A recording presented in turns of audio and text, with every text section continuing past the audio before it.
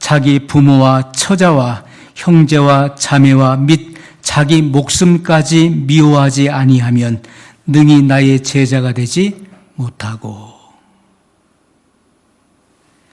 누구든지 자기 십자가를 지고 나를 쫓지 않는 자도 능히 나의 제자가 되지 못하리라.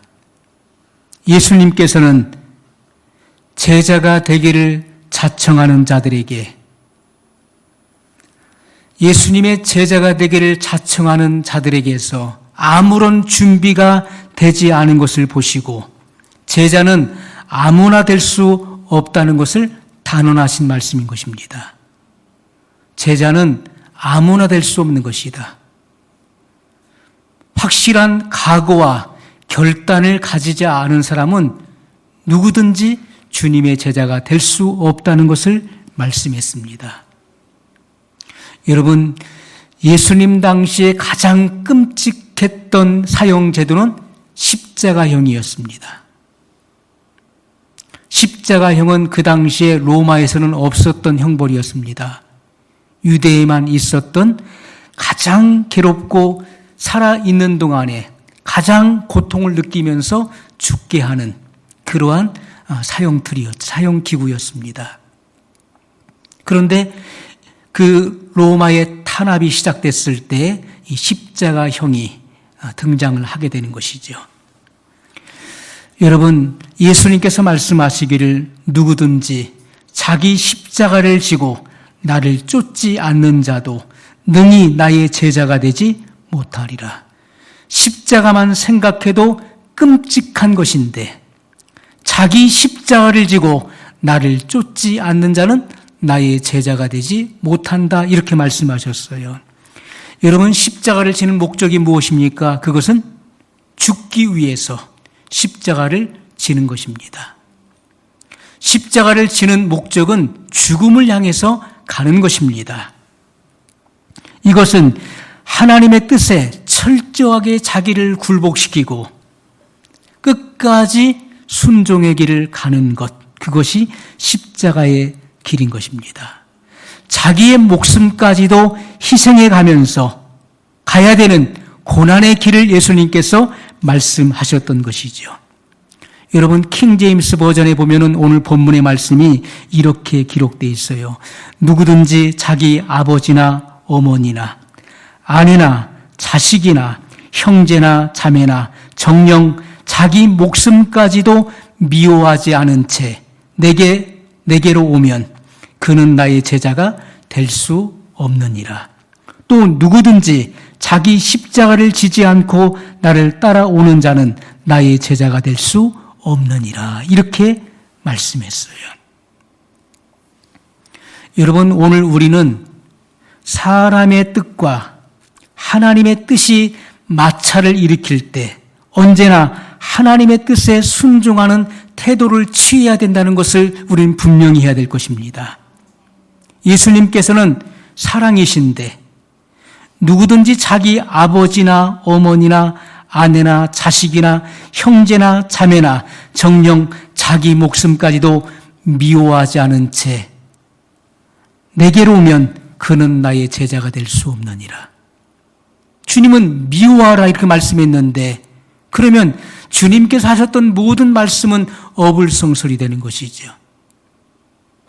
주님은 원수까지도 사랑하라고 말씀했습니다. 내 이웃을 내 몸까지 사랑하라고 말씀하셨는데 왜 여기 이 본문의 말씀에 보면 미워하라고 말씀했을까요?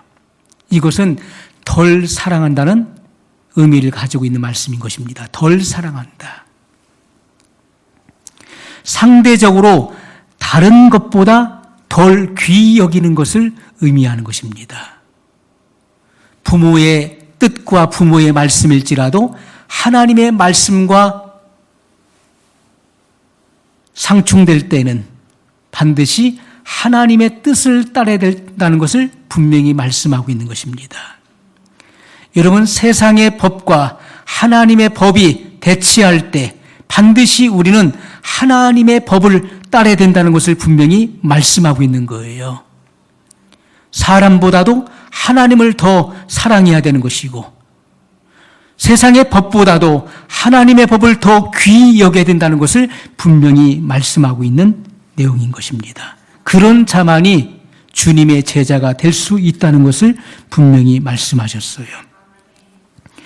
누구든지 나를 따라오려거든 자기를 부인하고 날마다 자기 십자가를 지고 나를 따르라. 누가복음 9장 23절에 이렇게 말씀하고 있습니다. 이러한 그리스도인들만이 복음으로 마귀의 자녀들을 하나님께로 인도할 수 있는 것입니다. 사람들을 교회로 데려오는 전도하고는 다른 차원이죠. 마귀의 자녀된 자들을 하나님의 자녀로 인도하는 것, 이것은 영적 전쟁을 치러야 되는 것입니다. 마귀는 결단코 자기의 자녀들을 내어주려고 하지 않을 것입니다.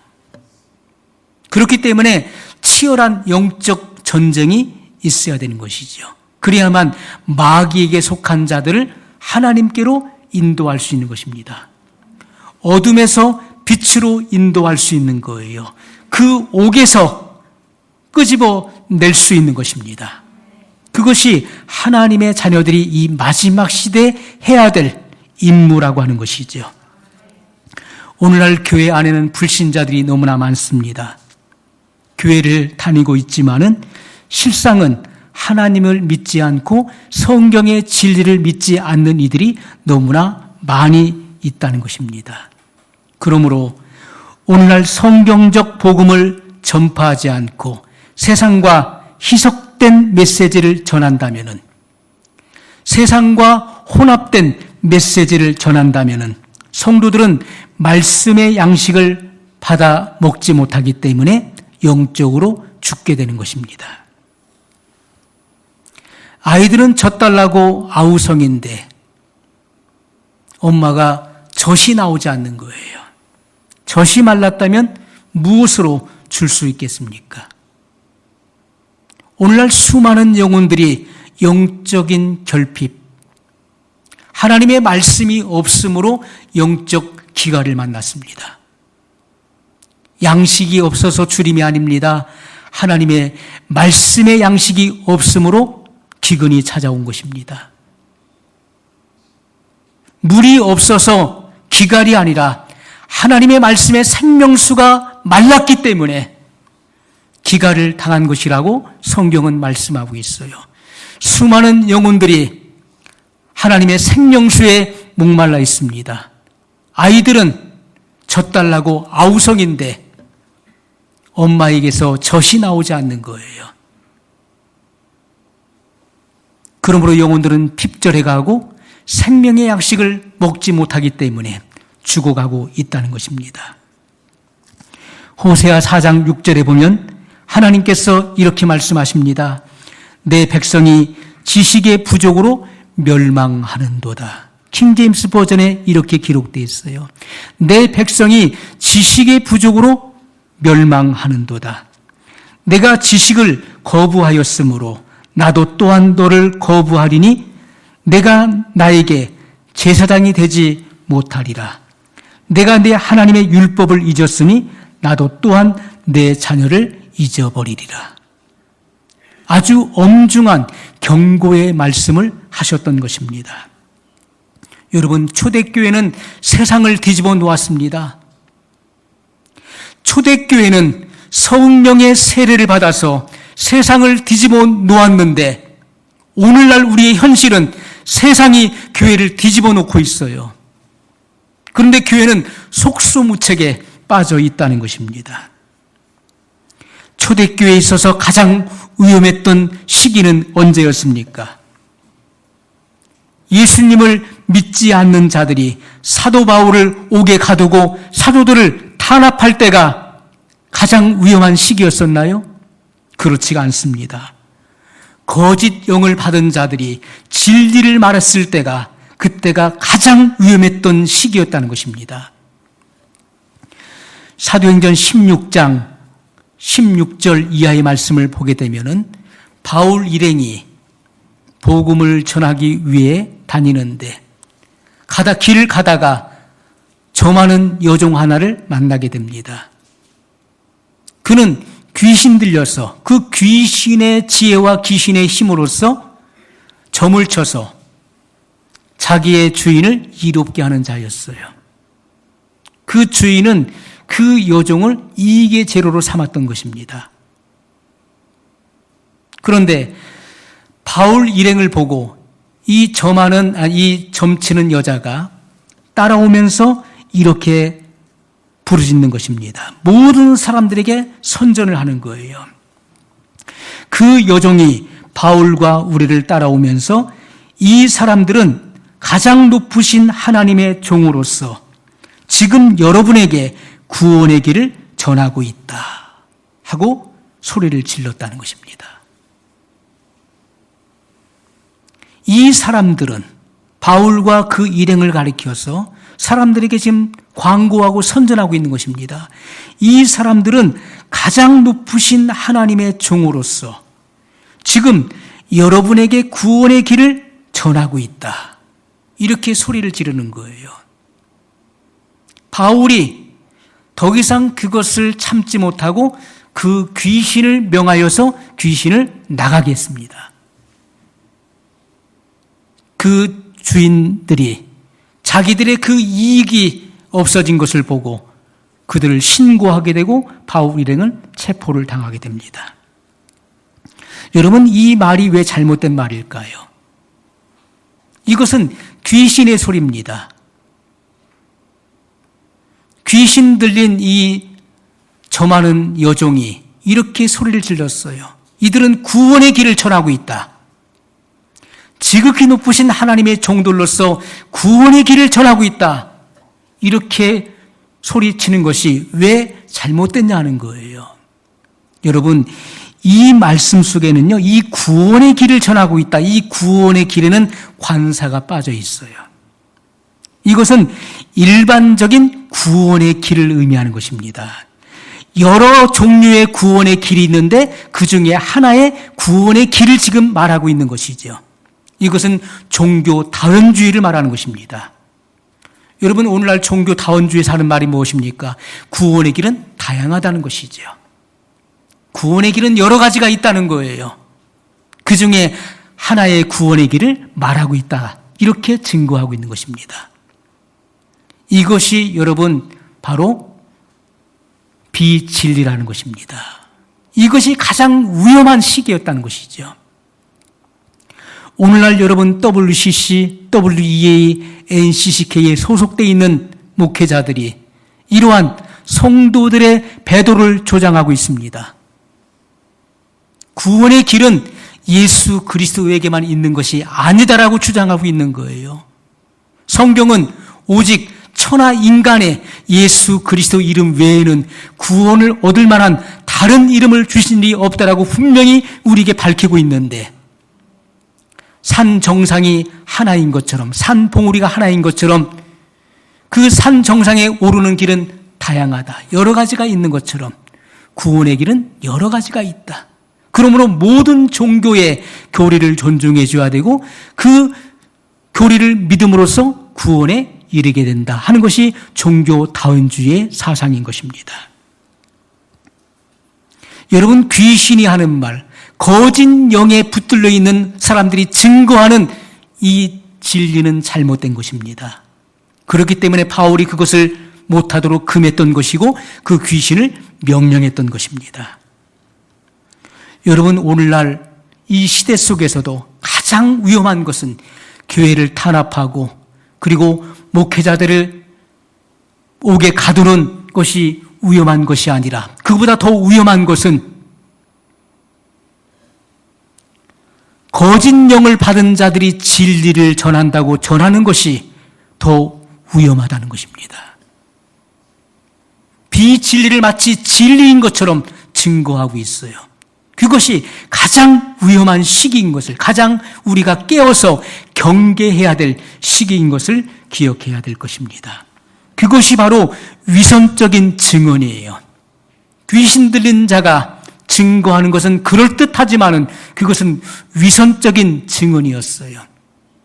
오직 한 길을 전한 것이 아니라 바로 일반적인 구원의 길을 증거했던 것이죠.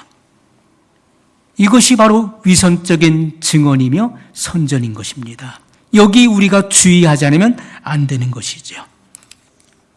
여러분, 교인들에게 반드시 구원의 복음을 통해서 좁은 문과 그리고 협착한 길을 가르쳐야 되는 것입니다. 그 길을 제시하지 않고 한 번 영접기도 따라한 것으로 구원으로 인정해 주는 것은 잘못된 복음인 것이죠. 신앙의 연조를 구원으로 인정해 주는 것. 한 번 구원은 영원한 구원이라고 성도들의 죄를 경책하지 않고 눈 감아주고 인정해 주는 그런 신앙은 결국 배도의 넓은 길로 들어갈 수밖에 없는 것입니다. 그러한 신앙을 가지고 있는 사람들은요, 작은 시험과 핍박 앞에서도 무너지는 신앙이 될 수밖에 없다는 것입니다. 마태복음 7장 24절 이하에 보면은 예수님께서 누구든지 나의 이 말을 듣고 행하는 자는 그 집을 반석 위에 세우는 지혜로운 건축자라고 말씀했습니다. 또 예수님께서는 누구든지 나의 이 말을 듣고 행치 않는 자는 그 집을 모래 위에 세우는 미련한 건축자라고 말씀했던 것입니다.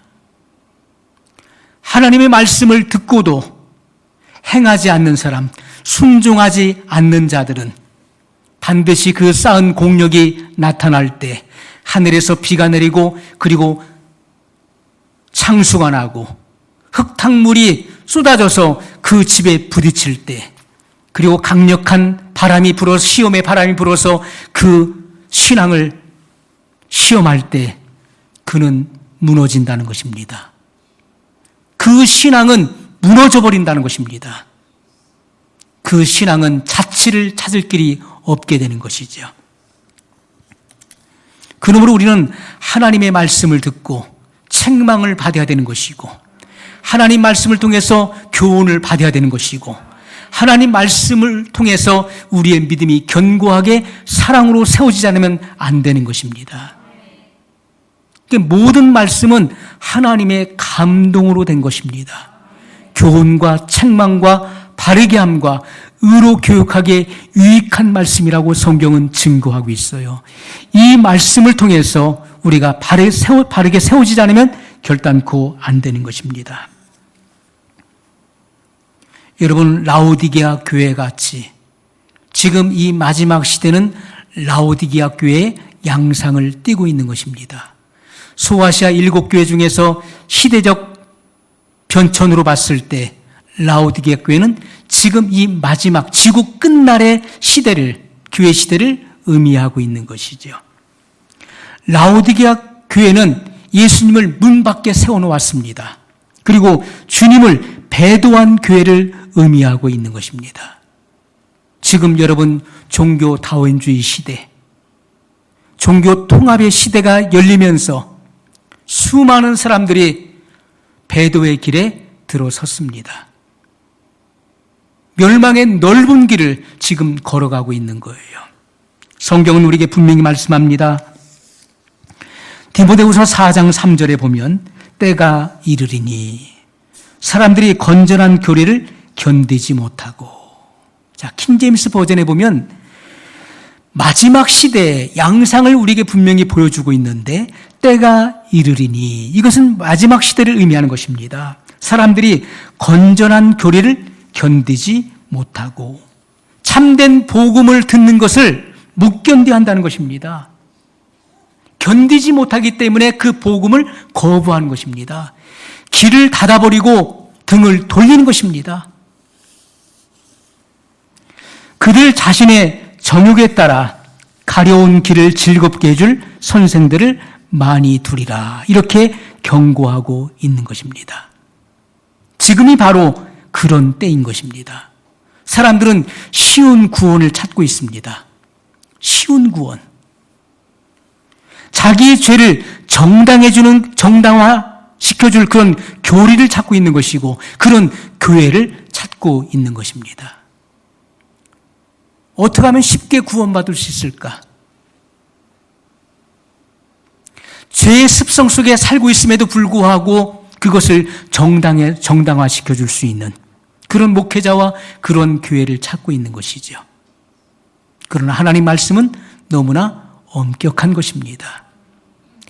해야 될 것과 해서는 안 될 것에 대한 분명한 구분을 우리에게 말씀해 주고 있는 것이죠.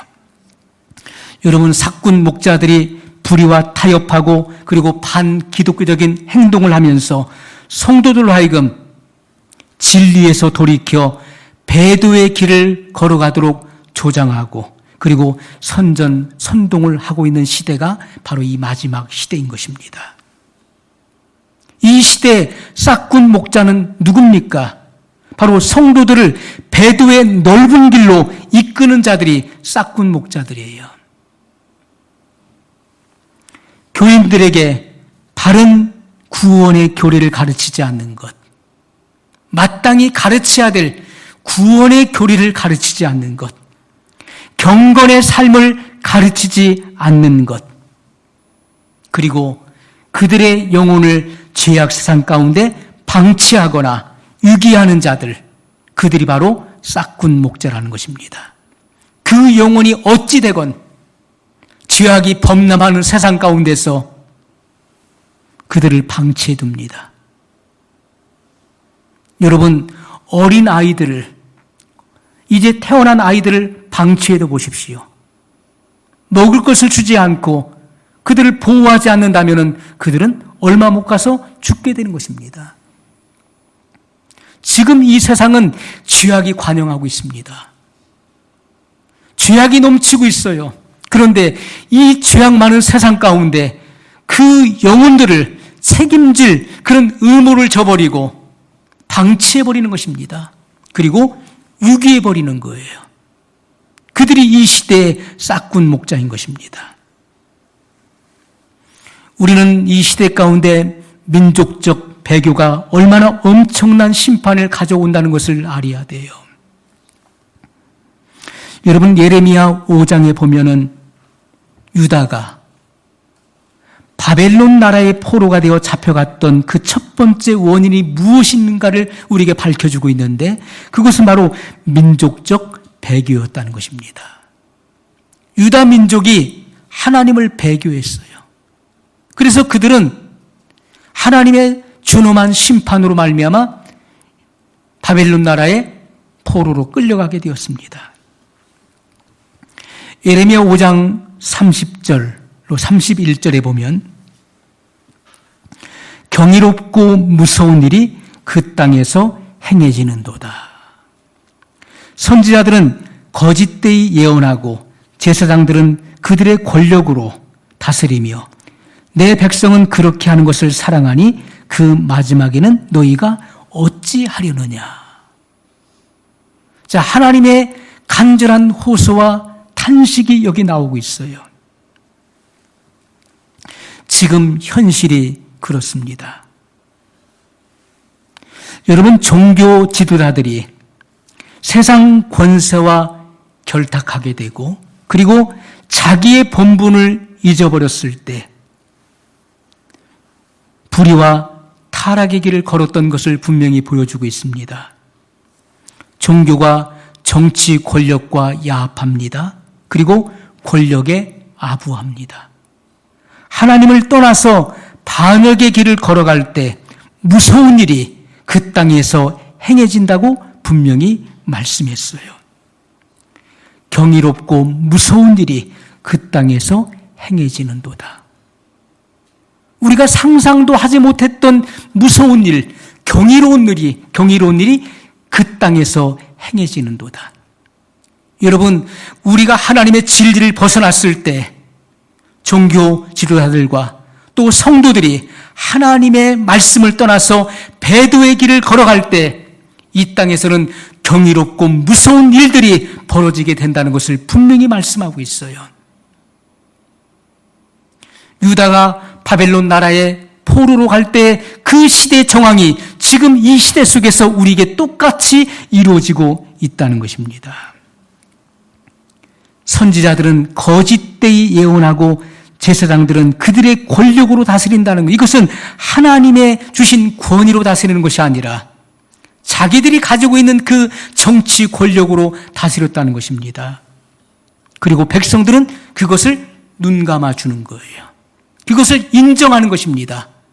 그것을 사랑하니 그 마지막에는 너희가 어찌하려느냐. 불법에 저항하지 않고 그 불법을 눈감아주고 그 불법을 인정할 때 너희가 그 마지막 그 무서운 일을 당하는 것을 어찌하려느냐. 주님은 그렇게 말씀하고 있습니다. 여러분, 그동안 우리 자유 대한민국, 우리 한국 기독교는 너무나 평안한 가운데 신앙생활을 해왔습니다. 성경의 가르침은요, 제가 어렸을 때부터 그 말씀을 읽으면서 늘 마음속에 각인하고 매일같이 기도했었던 그런 기도의 제목 중에 하나는 뭐냐면은 나라와 민족을 위해서 기도하는 것입니다. 나라의 위정자를 위해서 기도하라는 말씀이었어요. 우리가 나라와 민족을 위해서 기도하고 위정자를 위해서 기도해야 될 그 이유가 무엇입니까? 우리가 고요하고 평안한 중에 신앙생활을 하기 위함이라고 분명히 말씀하고 있어요. 여러분, 나라의 정치가 잘못되고 잘못된 위정자가 세워졌을 때, 잘못된 이들이 정권을 잡았을 때 우리는 핍박을 받게 되고 고요하고 평안한 중에 신앙생활을 할 수 없게 되기 때문에 주님은 기도할 것을 말씀하셨던 것입니다. 오늘 우리들은 너무나 평안하게 신앙생활을 해왔었습니다. 이 땅에 6만 3천여 교회, 또 어떤 이들은 6만 8천여 계신 교회가 있다라고 주장합니다. 어떤 이들은 930만, 1000만, 1200만 성도를 자랑합니다. 그러나 우리 한국교회가 정치 방역으로 인해서 탄압과 시험의 바람이 불어오니까 불과 5개월도 채 안 돼서 힘없이 무너져버리는 이 현실을 우리는 지금 목도하고 있는 것입니다. 그동안 우리가 존경하고 믿었던 목회자들, 한국교회를 대표했던 그런 목회자들이 불의한 정치 권력과 야합해서 교회를 탄압하는 데 앞장서고 있어요. 오히려 교회를 보호하고 그리고 대변해야 될 한국교회를 대표하는 목회자들이 정치 권력과 야합해서 오히려 교회를 탄압하고 있는데 앞장서고 있는 우리 현실을 우리는 지금 보고 있는 것입니다. 여러분, 하나님께서 부르시는 사람들은 그들이 주의 종이건 성도들이건 하나님께서 부르신 사람들은 그가 반드시 그리스도의 심판대 앞에 서야 된다는 것, 그리고 선악간에 자기가 행한 것들을 받는다는 것을 인식하는 사람들인 것입니다. 그들이 바로 하나님으로부터 부름을 받은 사람들이에요. 저와 여러분은 얼마 못 가서 그리스도의 준엄한 심판대 앞에 서게 될 것입니다. 우리가 행한 대로 선악간의 심판을 받게 될 것입니다. 그것을 인식하고 그것을 알고 행하는 이들이 하나님께로부터 부름을 받은 사람들이에요. 여러분, 우리가 산자가 누구입니까? 이 시대 속에 산자는 누구를 말하는 것입니까? 여러분, 우리가 그리스도 안에서 산 자들은 이제부터 우리가 예수님을 믿은 이후로부터 더 이상 나 자신을 위해서 살지 않고 나를 살리시기 위해서 십자가에 죽으셨다가 다시 살아나신 그리스도를 위해서 사는 자들을 가리켜서 산자라고 말하는 것입니다. 우리는 그리스도의 죽음의 이중적인 의미를 우리가 깨달아야 돼요. 그리스도의 죽음, 예수님의 죽음은 그냥 예수님께서 십자가에 죽으셨다. 그 죽음은 이중적인 의미를 가지고 있는 것이죠.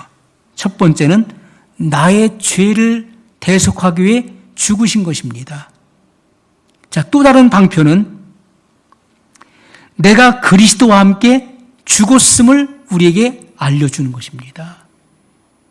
내가 그리스도와 함께 죽었어요. 바울이 고백하기를 내가 그리스도와 함께 십자가에 못 박혔나니 그런즉 이제는 내가 사는 것이 아니요 내 안에 그리스도께서 사시는 것이라. 내가 사는 것 같지만은 내 안에 그리스도께서 나로 살고 계신다는 것을 고백하고 있는 것입니다. 내가 그리스도와 함께 십자가에 못 박혔다는 사실을 그는 분명히 증거했습니다. 그래서 주님께서 나를 위해 죽으신 것은 바로 칭의의 기초가 되는 것입니다. 그리고 내가 그리스도와 함께 십자가에 죽는 것, 나의 자아가 십자가에 못 박혀 죽는 것은 바로 성화의 기초가 되는 것이죠. 나 자신이 십자가에 죽을 때 예수님과 함께 합하여 나의 자아가 죽을 때 그는 성화의 단계에 들어가는 것이죠. 성화의 길을 걷게 되는 것입니다. 여러분, 우리가 사도행전 20장 24절에 보면 바울이 이렇게 고백합니다. 나의 달려갈 길과 주 예수께 받은 사명, 곧 은혜의 복음 증거하는 일을 마치려 하면은 나의 생명을 조금도 귀한 것으로 여기지 아니하노라. 이렇게 고백했습니다. 바울은 철저하게 자기 자신을 부인하고 제자의 길을 걸었던 사람이었어요. 제자의 길을 가는 사람은 자기를 덜 사랑하는 자예요. 하나님의 말씀보다 자기의 생명조차도 적게 사랑하는 자인 것을 분명히 말씀하고 있어요. 여러분, 사명이 무엇입니까? 사명은 맡겨진 임무를 말하는 것이고 우리가 미션이라는 말을 쓰죠. 미션, 맡겨진 임무. 자, 이 사명이라고 하는 말은 죽어도 해야 될 일을 사명이라고 말할 수 있는 것입니다. 죽어도 해야 될 일. 그것이 사명이에요. 그래서 우리가 이 땅에 살아있는 동안에 그 일을 못하고 죽으면 한이 남는 거예요. 왜? 사명을 감당하지 못했기 때문에. 아무리 많은 일을 했다 할지라도 그 일을 못했다면은 그는 성공한 인생이라 할 수 없는 것입니다. 그것을 사명이라고 부르는 거예요. 자, 우리가 사명할 때 그 사자를 보십시오. 그 사자, 한자의 그 사자를 보게 되면은 사람의 목에 칼이 걸려있는 모양이에요. 그 사명의 사자가 사람의 목에 칼이 걸려있는 그런 형상입니다. 그리고 그 명자는 목숨 명자예요. 그렇다면 사명이라고 하는 것은 목숨을 걸고 해야 될 일, 죽기 전에 반드시 해야 될 일이 바로 사명이라는 것입니다. 오늘 우리가 죽기까지 목숨을 걸고 해야 될 일이 무엇입니까? 그것은 제자의 길을 걸으면서 영혼을 구령하는 일입니다. 마귀에게 속한 마귀의 자녀들을 하나님의 자녀로 인도하는 것, 그것이 우리가 마지막 해야 될 미션이라는 거예요. 그 일을 감당하기 위해서는 반드시 우리는 어떠한 희생과 대가를 치러서라도 제자의 길을 걸어가기로 분명한 각오와 결단이 있어야 되는 것입니다. 각오와 결단이 없이는 결단코 제자의 길을 갈 수 없다라고 주님은 분명히 말씀하셨어요. 우리는 이 마지막 시대에 분명한 신앙적 각오와 결단, 그리고 신앙적 과단성을 가지고 제자의 길을 걸어가야 될 것입니다. 마지막 미션을 끝까지 수행할 수 있기를 예수님의 이름으로 간절히 축원합니다. 말씀을 기억하면서 우리 한 목소리로 같이 기도하겠습니다.